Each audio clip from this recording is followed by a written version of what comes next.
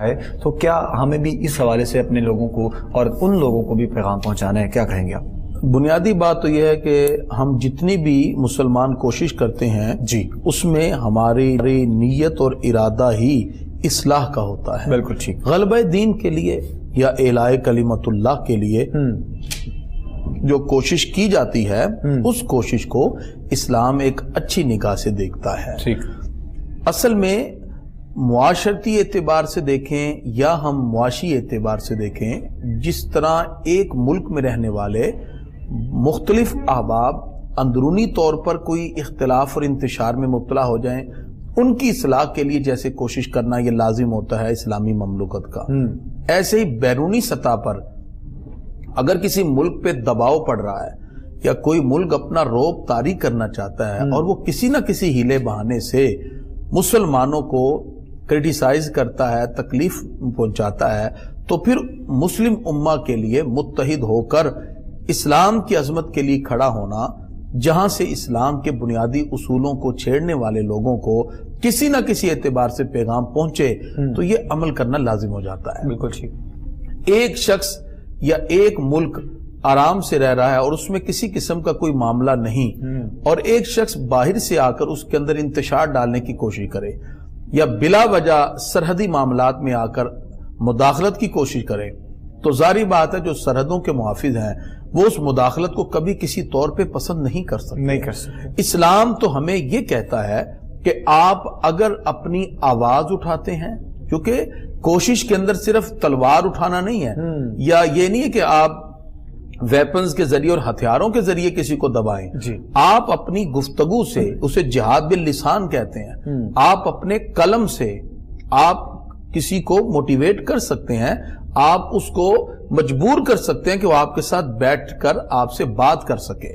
نبی کریم صلی اللہ علیہ وسلم جس وقت حدیبیہ کے مقام پر گئے تو صحابہ کو بڑا غصہ آیا کہ عمرے کا ہم نے احرام باندھا ہوا ہے، تو نبی کریم صلی اللہ علیہ وسلم اس مقام پر وہ صلح نامہ لکھوا رہے ہیں.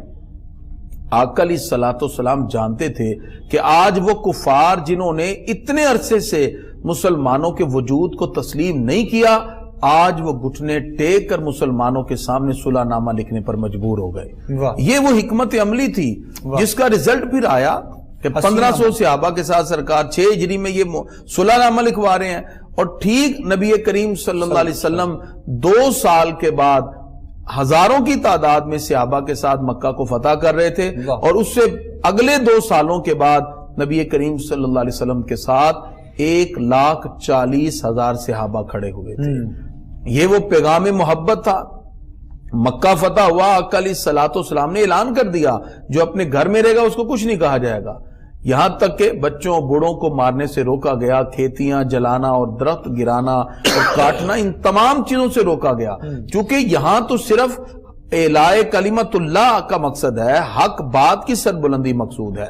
پوری دنیا کے اندر پاکستان کے خلاف جو نیگیٹو پروپیگنڈا کیا جا رہا تھا کہ یہ لوگ دہشت گرد ہیں یا یہ لوگ بے جا بھارت کے ساتھ مخالفت کا معاملہ کرتے ہیں، پوری دنیا نے دیکھ لیا کہ ہم تو اس کو بھی چائے دے رہے ہیں، کھانا کھلا رہے ہیں کہ جو ہمارے پاس ہے، نہ ہم نے اس کو مارا. پاک فوج نے کوئی اس پر سختی نہیں کی، کوئی تکلیف نہیں دی کہ وہ بھی کہنے پہ مجبور ہو گیا کہ ہم نے جو پاکستانیوں کے بارے میں سنا تھا وہ تو اس کے برعکس نکلا. بالکل ایسی. اس کی وجہ یہ تھی آقا علیہ الصلوۃ والسلام بدر کے قیدیوں کو جب صحابہ کو دے رہے تھے، صحابہ اکرام خود بھوکے اور ان کو کھانا کھلا رہے تھے.